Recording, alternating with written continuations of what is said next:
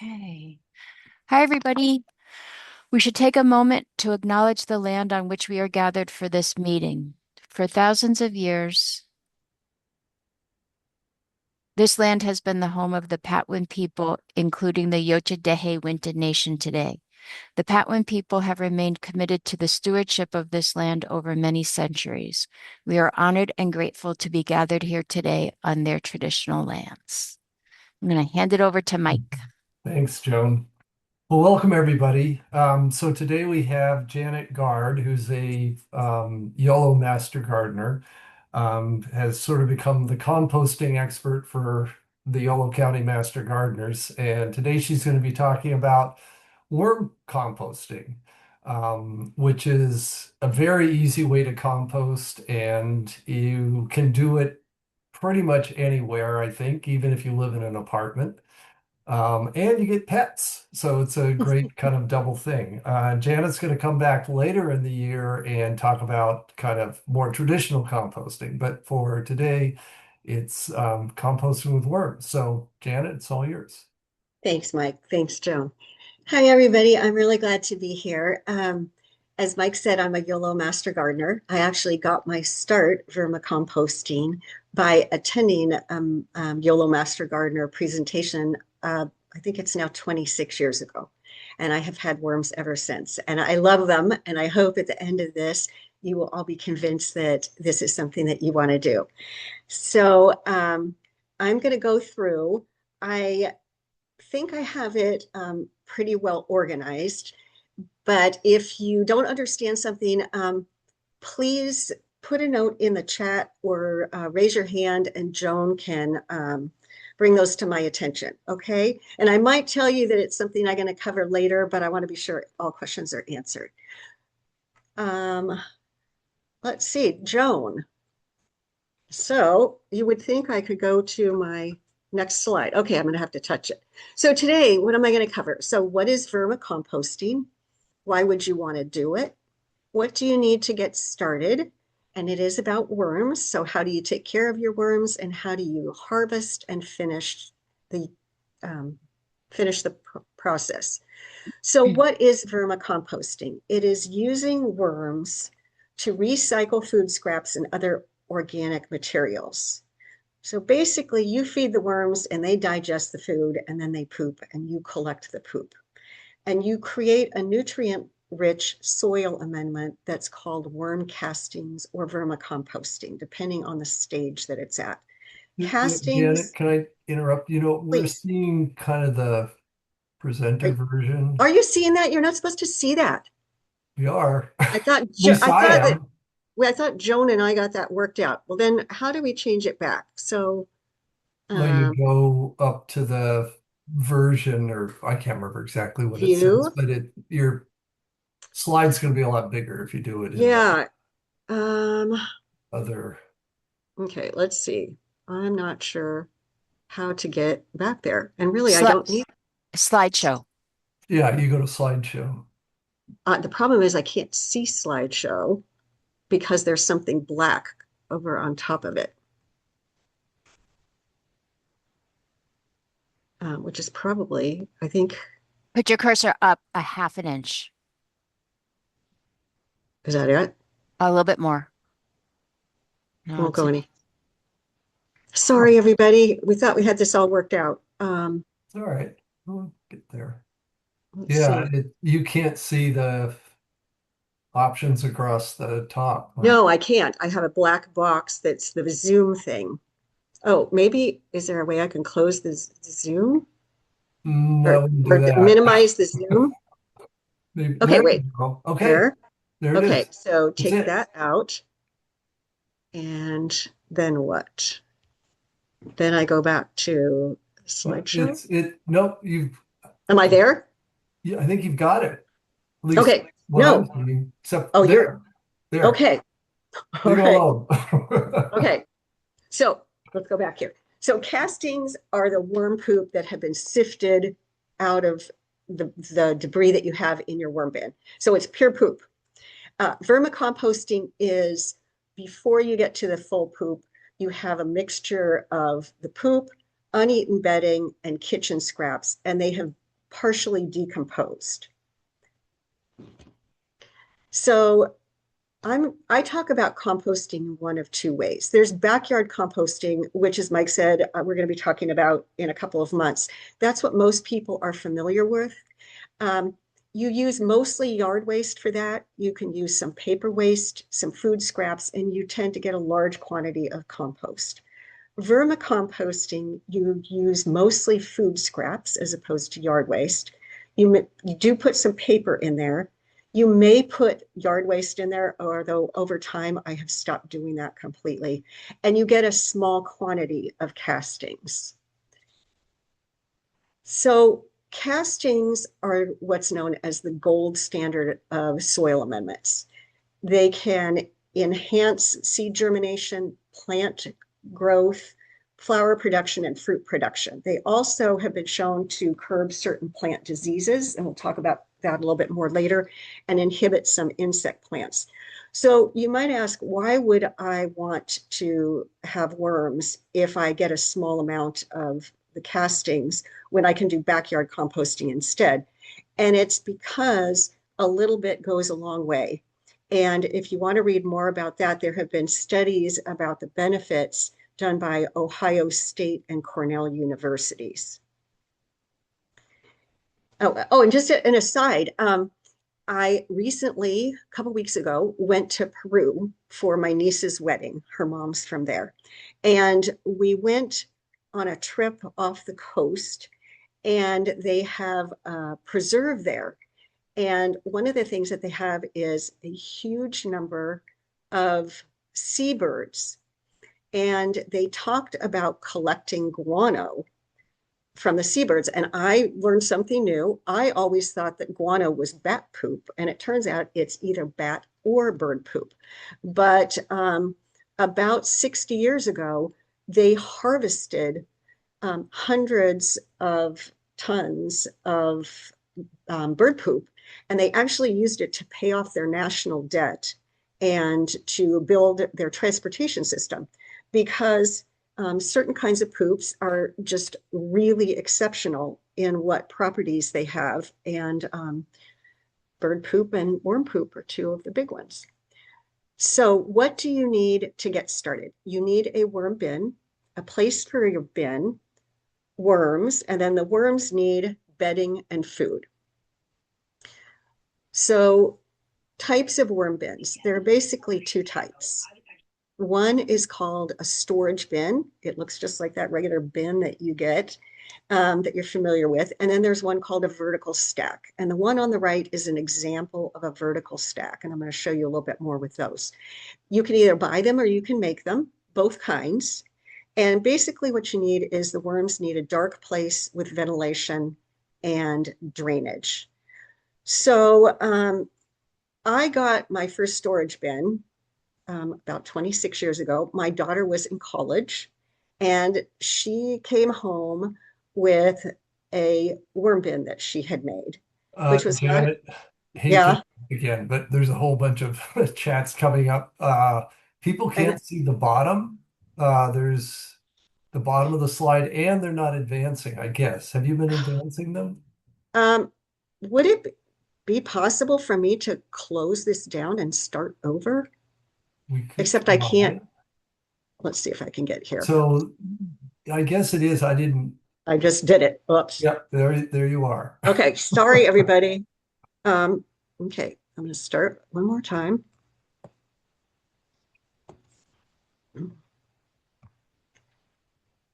Okay.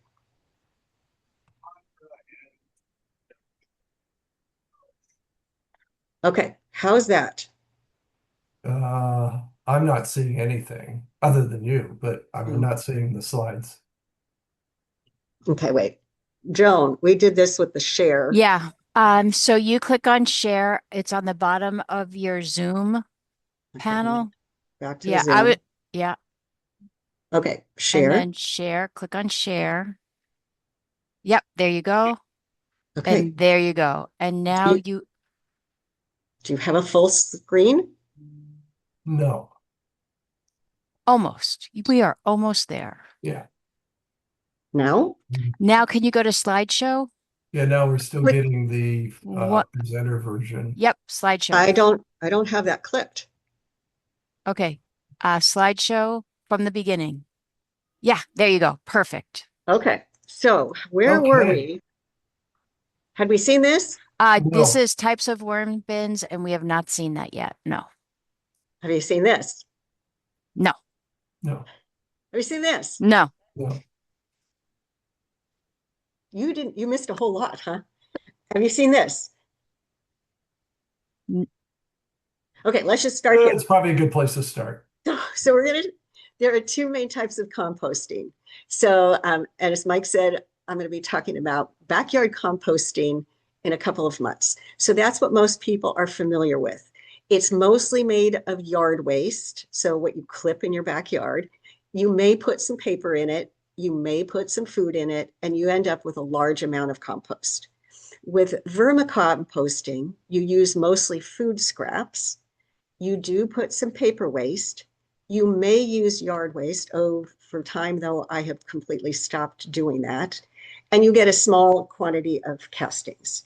So why would you want to do this if you're only going to get a small amount? And it's because castings are the gold standard of soil amendments. So studies by Cornell University and Ohio State University have shown that using worm castings enhances seed germination, plant growth, flower production, and fruit production. And because that builds up the plant, particularly the outer layer of a stalk, it also can curb certain plant diseases and inhibit some plant pests. And what you're seeing there is just me holding a pile of castings. And you will probably see here that I use my hands. You can use a little rake, you can put on gloves, but basically it is clean and it's just like getting dirt on your hands. It does not smell at all. So what do you need to get started? You need a worm bin, a place for your bin and worms, and then the worms need bedding and food. So the most common kinds of bins are either storage bins like on the left or vertical stacks like on the right. You can either buy them, both kinds, or you can make them, both kinds. And my first bin was a storage bin. Like I said, I've been doing this about 26 years. My daughter was in her first year of college. She came home with a bin that looks somewhat like the one on the left. She had just gone to the hardware store and gotten a bin and drilled holes in it. And she actually put screens over the holes, which we'll talk about later. And she got me some worms. And that's how I got my start. And that was a surprise. It wasn't surprising. She had been in 4-H and I was a 4-H leader, and we did entomology. So we both liked insects, but the worms were new. So the vertical stack, those are a couple of examples. The one on the top is a purchased one. The one on the bottom is a homemade one. And basically, you just stack the bins on top of each other. And they're good because you can have a lot of worms in a small space. And theoretically, they are self-sorting, meaning when the worms have eaten everything where they are and what they have eaten has all been pooped out, they move to a new bin and start the process anew, and you don't have to sort them out. In theory, it really doesn't work that easily. But so I think the biggest benefit of them is that you can have a lot of worms in the small space. They can be expensive to be purchased, although I've had a couple of mine for probably 20 years, and they've got some cracks, but they still work. So where can you keep them? Well, the ideal is 55 to 75 degrees. You can keep them inside. You can keep them in your garage. You can basically keep them wherever you have space. I have tried it in the house. That's actually a picture of one. That's a vertical stack that I started because I was going to do a Master Gardener presentation a few years ago, and I didn't have any that were really going actively at the time. It was January and they tend to slow down then. And so I wanted to get a new one going so I could show it. And it turned out for a variety of reasons, I did things you shouldn't have done, which I will tell you about later. And I ended up with fruit flies all over in the bathroom. So you can do it in the house, but you have to be particularly careful with fruit flies. If you have a garage, that's a great place to do it. I keep mine in the garage. Even though it's hot here, they do fine. And so that's what I've basically done the entire time I've had them. You can have them outdoors.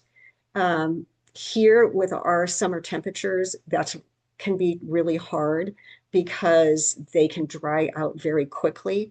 You have to secure them so that you don't get them knocked over by animals trying to get in to get to the food. You'd have to cover the holes with a screen so that it keeps the insects out. You have to be in the full shade. And you have to really monitor them to make sure that they are not getting too hot and dried out. So worms need bedding. And if you're familiar at all with regular composting, you have browns and greens, and the bedding that you're giving them are the browns.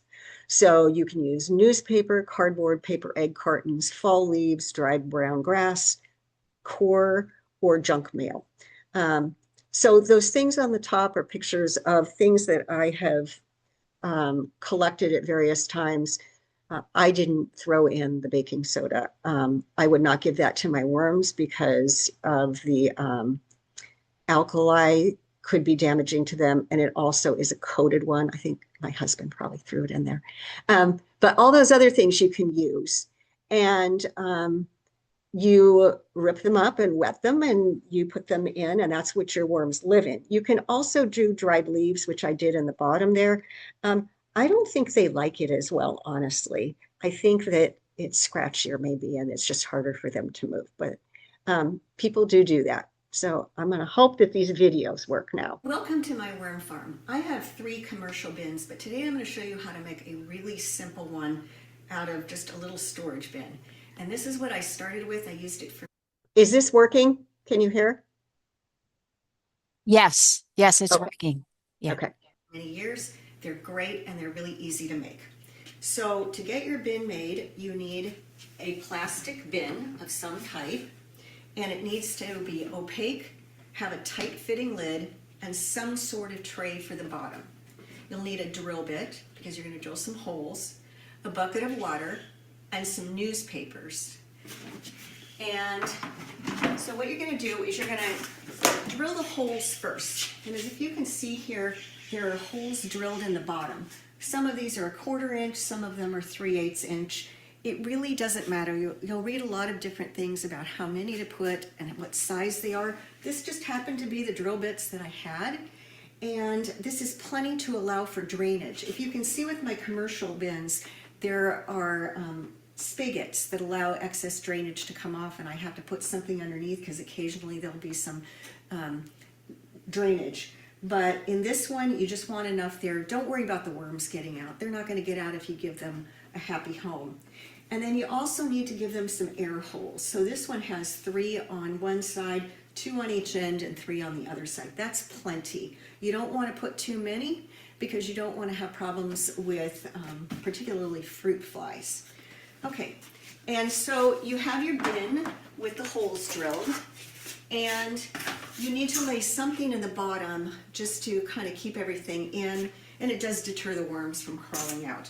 So you can use layers of newspaper to line the bottom, and you make that slightly moist, or I have a piece of cardboard that's the perfect size, so I would moisten this and put that in the bottom. And now you're going to make their bedding. And there are a lot of things that you can use. I find that the easiest, the cheapest, and the one the worms seem to like best is just newsprint.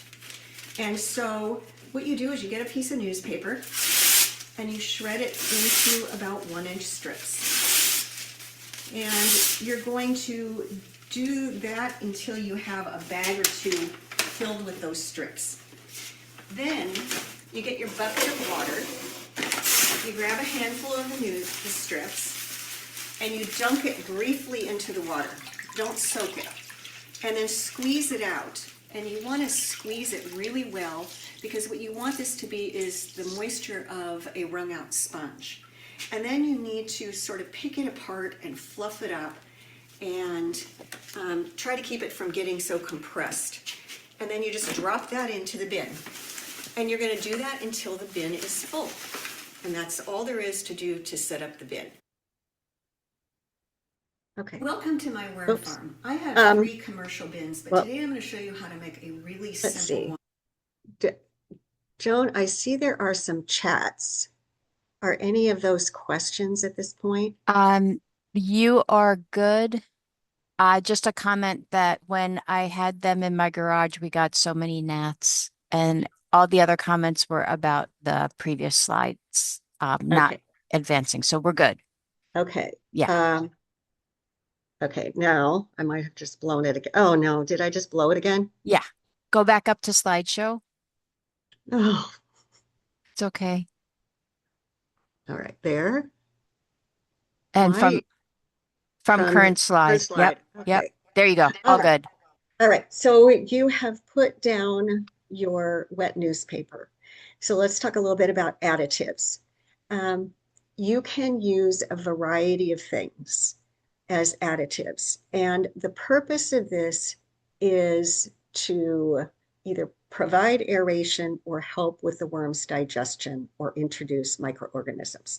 So sometimes, especially if you order a bin, you purchase one, you will get a little container of pumice, which is a lightweight, porous volcanic rock. And it comes in very small pieces, almost like it's been ground. And the reason that they say they provide that is it provides aeration and drainage, and that you sprinkle a half cup to a cup into your bin. I've never found that that does anything to help. If you happen to have some, there's no reason not to do it, but I wouldn't go out and buy it to do it.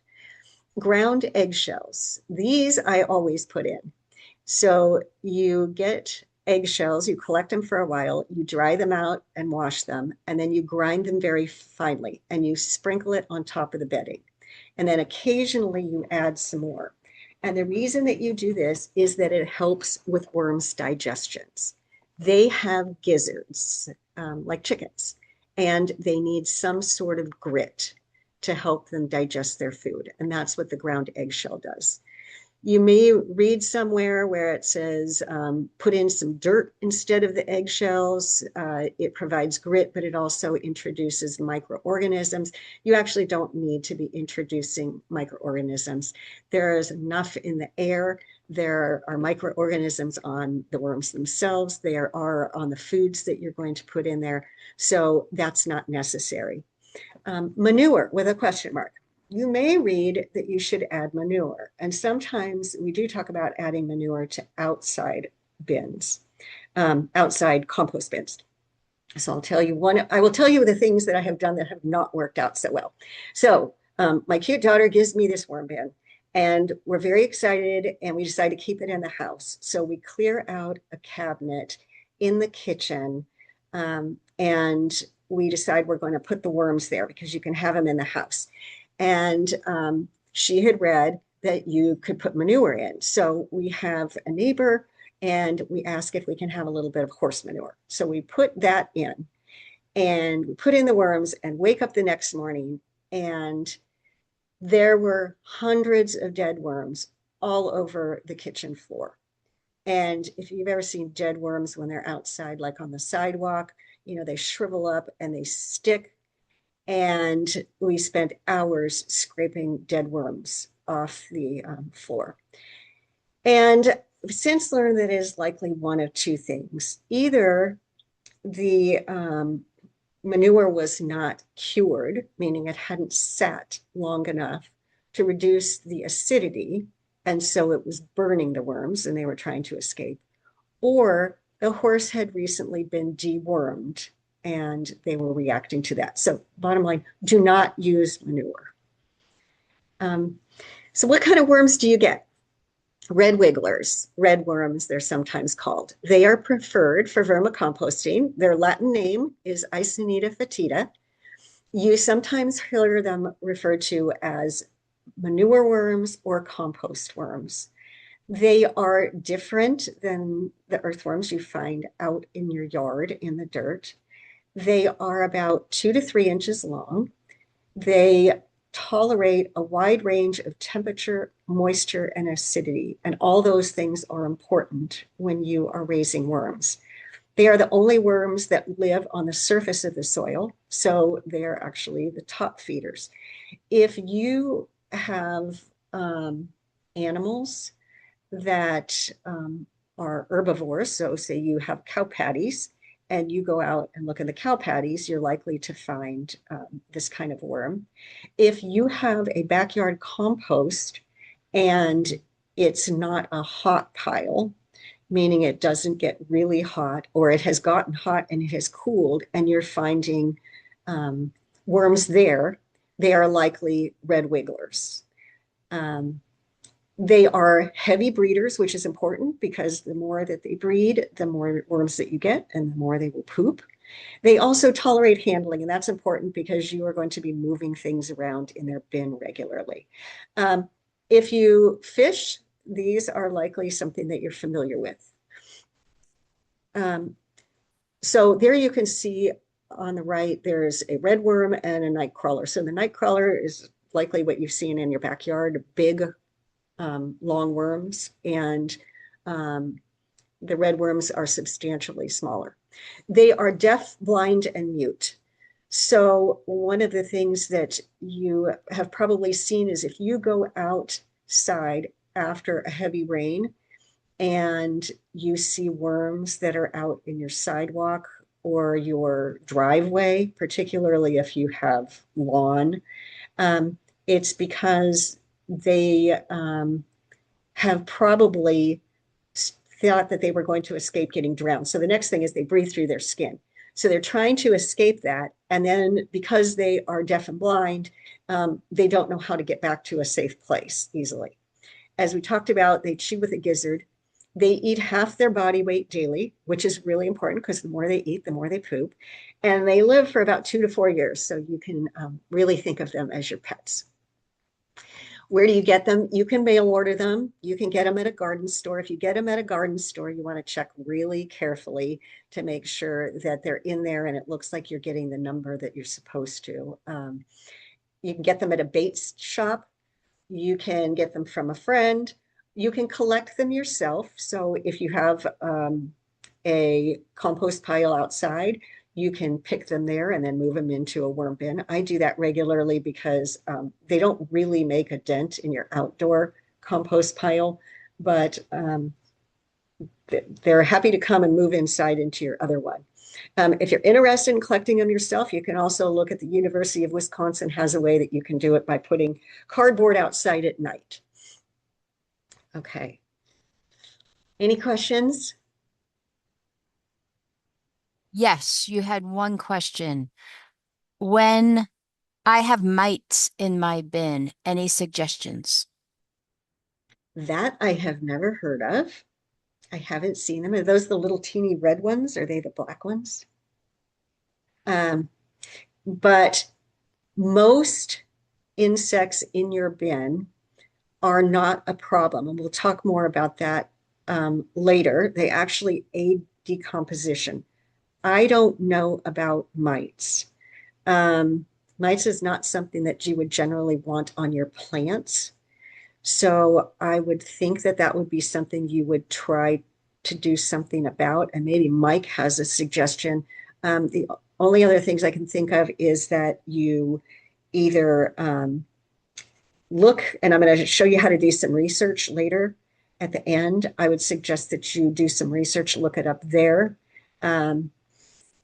I would offer to help you, but I've never seen anything, and I've been reading about this for 25 years, as I've said, so I'm not familiar with anything. The other thing is because of the concern about the mites, and again, Mike, if you got any idea or any other master gardeners here, I would be inclined to take the worms out and start over again. Anybody want to weigh in? No, no one is. Oh, here we go. I don't have a suggestion. I've never, Yeah, yeah. another comment came in. I've gotten these little black dot bugs but they seem to be helping decay. Most of them do. Most of them do. So we'll talk a little bit more about that afterwards. And then we'll see if maybe we can get any more about the mites when we get to that part. Okay, here's another video. You now have your bin full of the shredded paper, and by full I don't mean all the way to the top, I mean about 6 to 8 inches. And you're now ready to add your worms. So this morning I collected some worms from my bin and I counted them out just so you could see what they look like. This is 50 worms. And ideally you'll have more than that to start your bin, but you could start a bin with this, it'll just take a little longer. So you pick up the bedding and you just drop the worms in. Be sure you get all of them. And then cover them up with the moist bedding.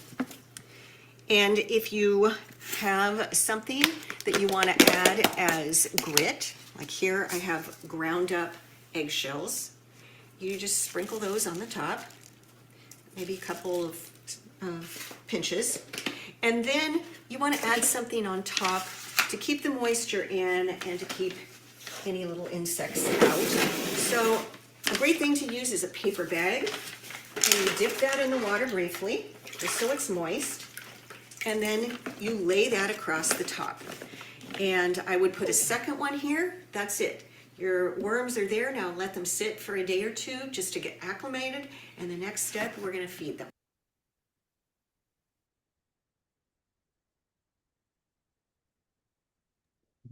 Okay, so let's talk a little bit about the worms here. You started with, say, 50, and you should start seeing more soon, hopefully.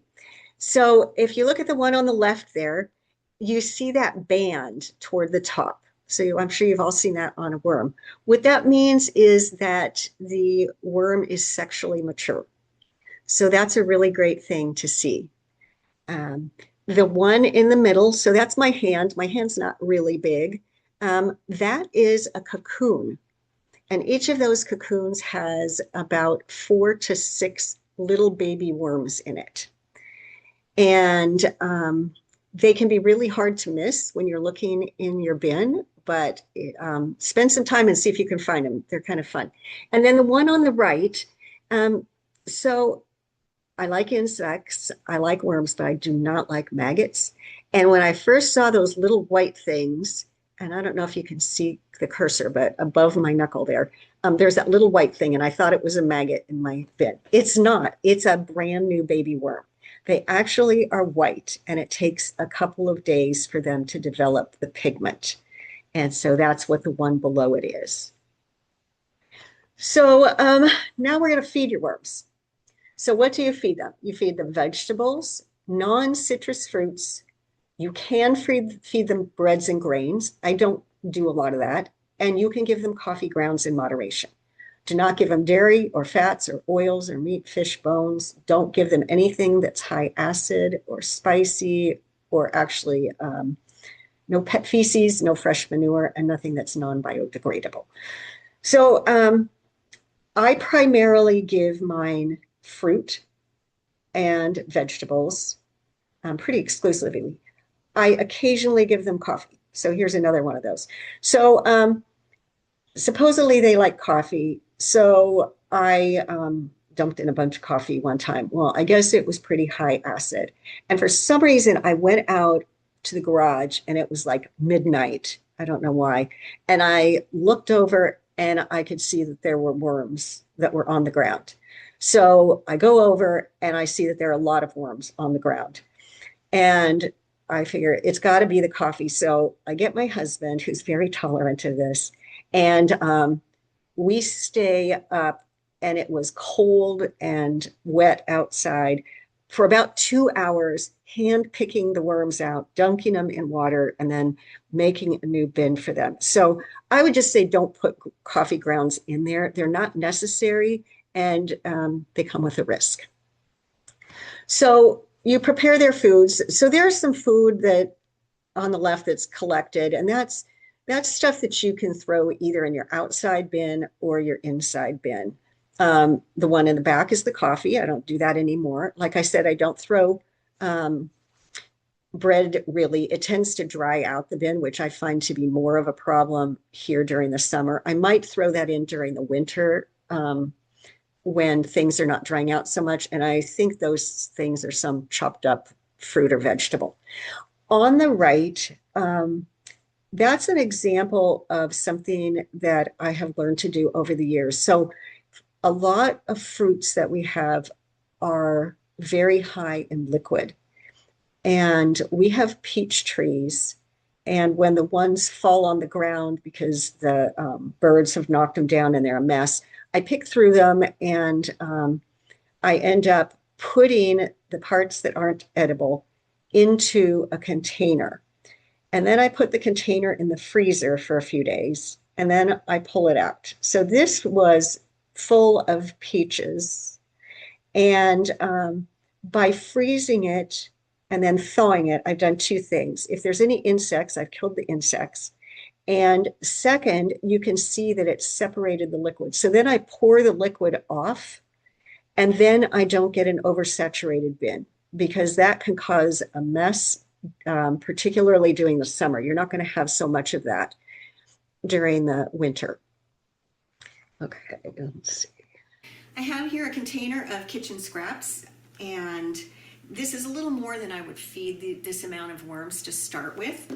So I'm going to just lift up the bedding, leave a little bit on the bottom, and then I'll probably put in half of this. And you just sprinkle it in, and then cover it with the bedding. Be sure that you get it covered. That's really important to keep the fruit flies out. And then you take your moist top piece and you put that back on, and you are done. You have a worm bin, and they're going to start working. I have here a... Oops. Okay. So it's really important when you are feeding the worms that you cover the food with bedding. That is the most important thing in terms of keeping insects out. So, like I said, you scrape down to the bottom, pour it in, and then cover it. And you want at least a couple of inches of something covering it, either bedding, or if you don't have enough bedding, you can put news strips of newspaper. You might want to put them in different places. So like you can see that in the left there, or in the picture on the left, that it's all down one side. In the picture on the right, it's in the corners. And that's just so you can kind of watch where the worms go, which is kind of fun.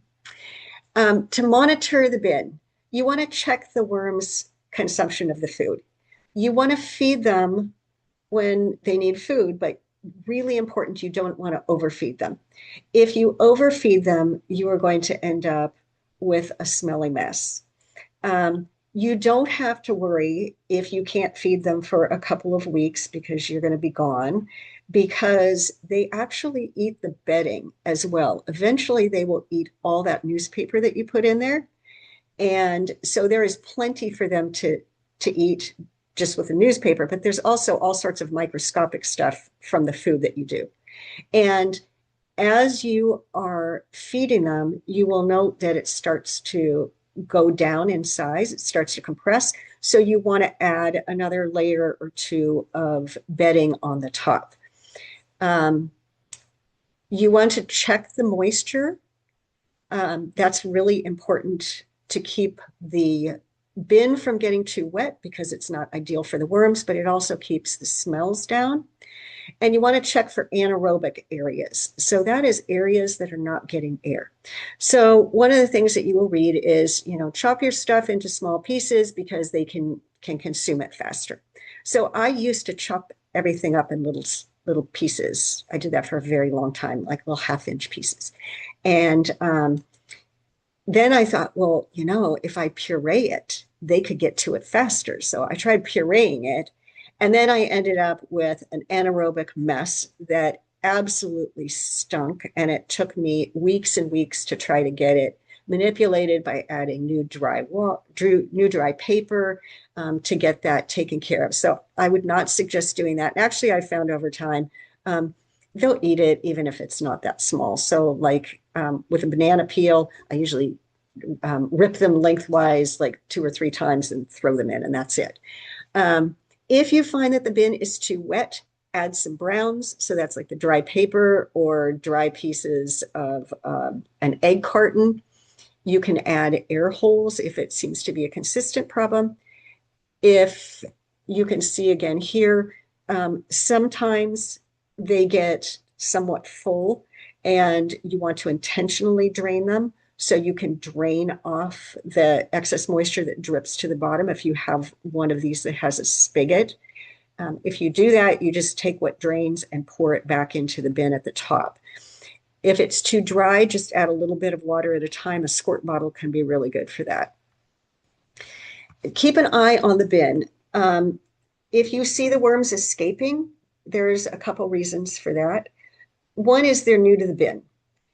That happens occasionally, but most of the time it doesn't. If you just put them in their new bin, they should be fine.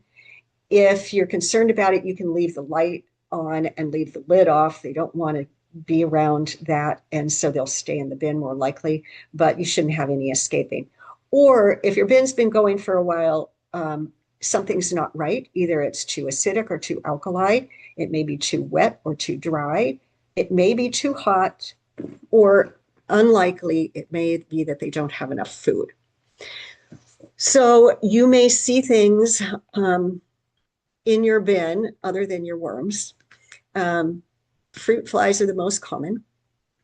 You may see flies, you may see ants or centipedes. Most of them are harmless. Most of them actually help with decomposition.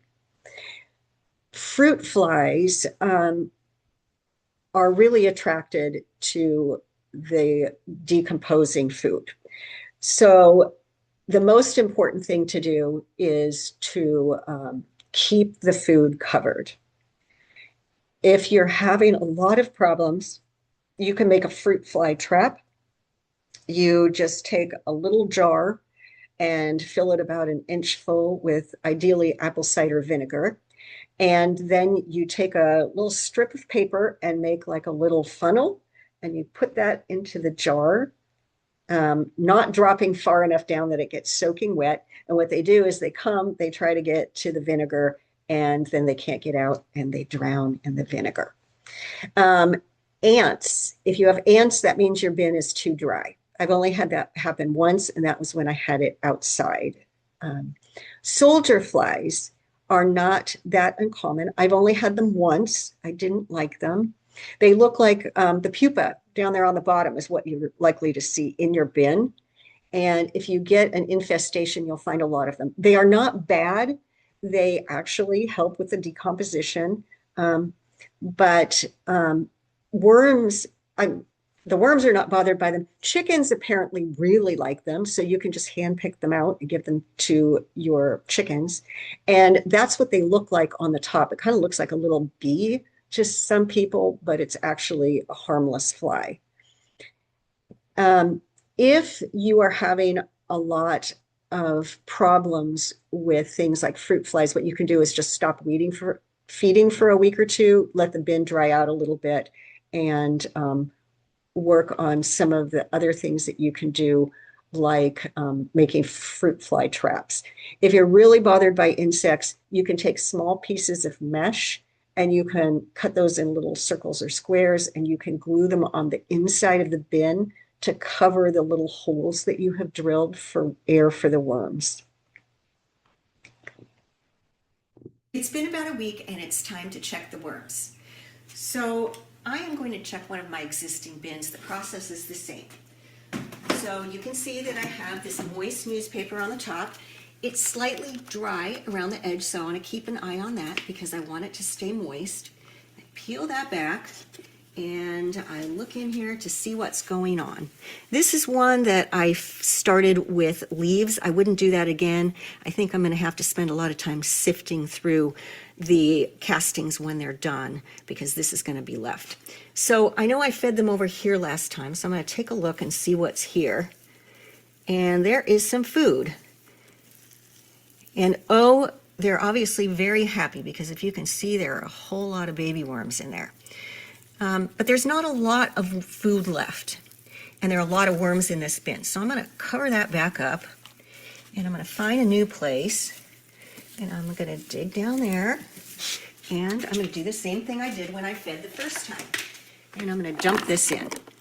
And how much you add is really gonna depend on how many worms you have and how active they're being about eating. At this point, these guys, I have so many in here that I would probably add 3 times what I just added every week. So I check that, and then I cover this back up. If this were dry, I would moisten it up to be sure it stays. I have a little squirt bottle, works really well for that. As you can see, I used my hands. Some people don't like to do that. They have these little forks. You can use that instead to dig around if you're more comfortable with that.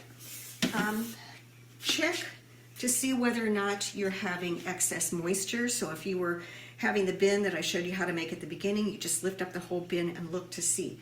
If you do, take that and just pour it back in the bin, and it will re-moisten things.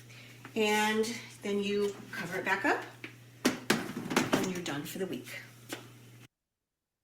It's been about a week. Okay, so you have worm castings.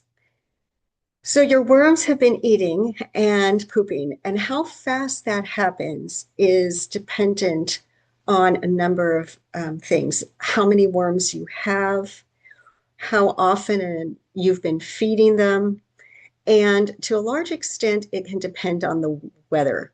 They slow down in the winter considerably.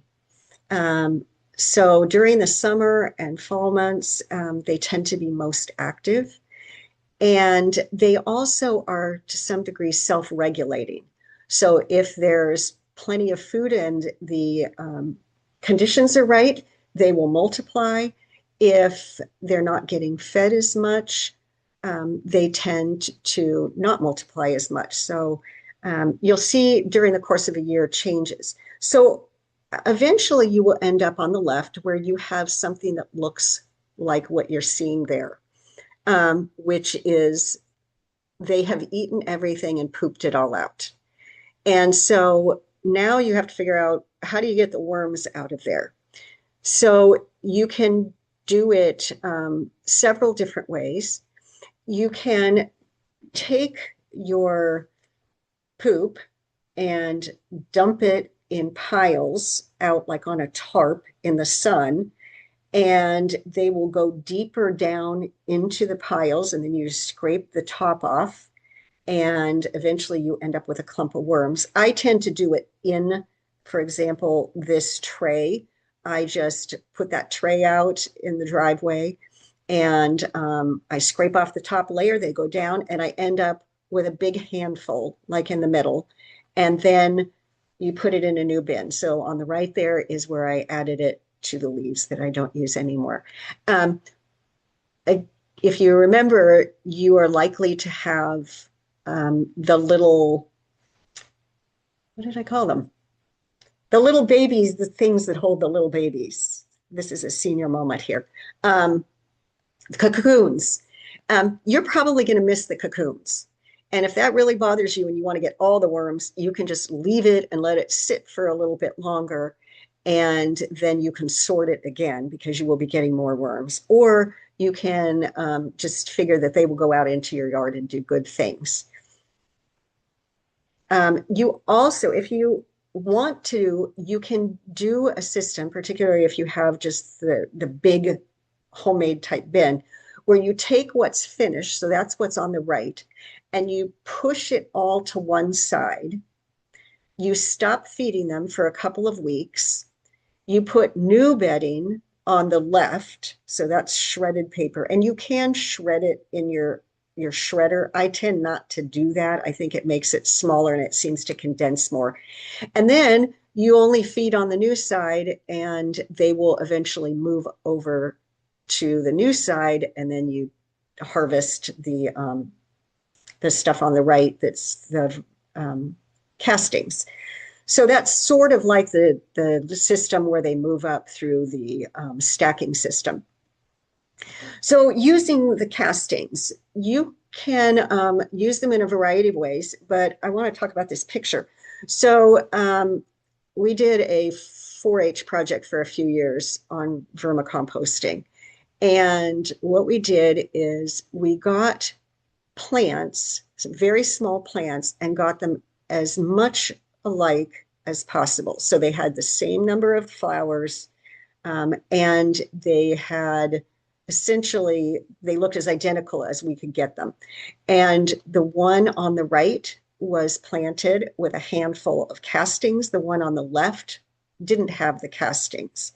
And this didn't get watered for a couple of days. So you can see that the leaves on some of them turned kind of a reddish brown. And that happened much more in the ones on the left than on the right. And on the right was fuller.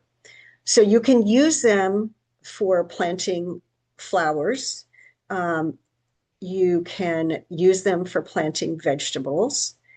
And you don't use these to put around your big outdoor trees or shrubs. These are more for small plants. You can add them to the potting soil. You can use them for top dressing. You can use them when you're starting seeds by sprinkling a little bit on there. So I use a handful every time I plant something like this, or when I am planting my vegetables, both winter and summer vegetables. Every hole gets a handful of vermicompost. You can also make worm tea. You've probably heard of that. There's different recipes for it. They used to say that you should put molasses in because that helped feed it. So you would do, for example, 3 gallons of water and a cup of castings, and then you have the molasses. More recent things are saying that the molasses isn't necessary. You can stir it occasionally, or in this case, this was like a little thing that we got to go in an aquarium. Cost a few dollars at the pet store, and then just ran it and it aerated it. And then you want to use the plant or use it very soon after, and you can water your plants with it, or you can spray your plants with it. That's another healthy way to inoculate your plants, which assists with their growth and again with insect protection. It is different than leachate. So people often think that what's coming off the bottom of the bin where it drained, where I said pour that back in your bin, do not give that to your plants. That is leachate. It is only okay to use that if you dilute it to a solution of 10-1. And then I would not use it on small plants. It is much stronger. And whereas worm castings and worm tea cannot burn your plants, the leachate can. If you would like more information, the Rodale or Rodale, depending on how you say it, Book of Composting is a very comprehensive book on composting, which includes vermicomposting and backyard composting and some other types. That's what the master composters of California use. Compost City is a great book. I know it's available at the Davis Library. It is composting in small places. It was written by a New York City master composter, and she talks about how you can do this even if you live in an apartment. Kind of the main book about worms for many years has been the one by Mary Applehoff, and it's that green one on the right, Worms Eat Our Garbage. Oh, I'm sorry, it's the orange one. And I believe they still have that at the library. And it is all about worms. And then if you want to do activities with kids, that's the green one. And these are old versions. I've had these for a long time, but they still have really good information. If you want to check on the internet, and this is what I would suggest for the person with the mites, because like I said, I've never seen anything in all the time that I've been doing it. Search for vermicomposting, composting with worms, or worm bins, and then add in the word either university, cooperative extension, or master gardener. That way you are sure you are getting evidence-based information. And that is it, unless we have questions. Thank you. I hope that at least some of you found this inspiring enough that you will consider doing it. Like I said, I've been doing it a very long time. It's fun. Um, the neighbors like to come over, and my grandkids like it, and even adults like to look at them when they come over. Janet, you had a couple of comments. Okay, If you ever thin out your tomato leaves, they love them. good to know. Our our garage gets very hot in the afternoon this time of year. What is the max temp they can tolerate? Our garage gets very hot, very, very hot. And actually, my daughter and I did glass fusing, and we have kilns in our garage. And it gets, I think, hotter than most people's do. Not a problem. I would just move them to the coolest part of the garage, probably away from the door. So that's probably the hotter part. And I think they'd be fine. We use opened egg cartons as a cover. Good Very, idea. very informative. Thank you. Have you tried the bag that has a fully removable zipper-free bottom? Have you tried the bag that has a fully removable zipper-free bottom? No, I haven't heard of that. Maybe the person who wrote it could tell us something. And the last question is, how do you grind the eggshells into a powder? Let them clean them. So just rinse them. Let them dry completely. So for a few days at least, and then put them in your food processor or blender. And I think that's it. Okay. Mike, what's next? What's up All right. Well, next? thank you, Janet. That was Yes. wonderful. Well, It's thank really you all for fun your to, patience. We'll get it worked out before the next. yeah. Well, yeah, you worked through the technical glitches very well. So good job. All right. So next session, Kevin Marini, who is a home home horticulture consultant and certified arborist and a fine pruning expert, is going to talk about the best practices of great gardeners. So this one is really special to me. Kevin used to be the coordinator of the Nevada County and Placer Master Gardeners when I did my training in Nevada County in 2011. And he is extremely knowledgeable and a great guy on top of that. And so if you can make that, by all means do, because I think it'll be really, really good and informative and interesting. So that's coming up in what date? Anyhow, the second, the second Thursday in September. And Um, if I could just say one more thing, thank you or for second, I'm sorry, second in August. Second Thursday in August. There, thank you for yeah. all of those of you who attend. But I want to say a special thanks to Mike and Joan. They have been doing this for a long time. Yay. It takes a lot of work. And I just want to thank you both from all of us who present and all of us who attend these for what you offer. Well, thanks. Thank you. Yeah. Well, it's fun. It's fun to do and interesting. Um, so Yours is a yeah. fan favorite, Janet. Yeah. Okay. All right, folks. Well, thanks for attending and happy worm composting, and we'll see you in a couple of weeks. Thank you so much. Okay. Bye bye. Bye, everybody. Bye. Bye. Thanks.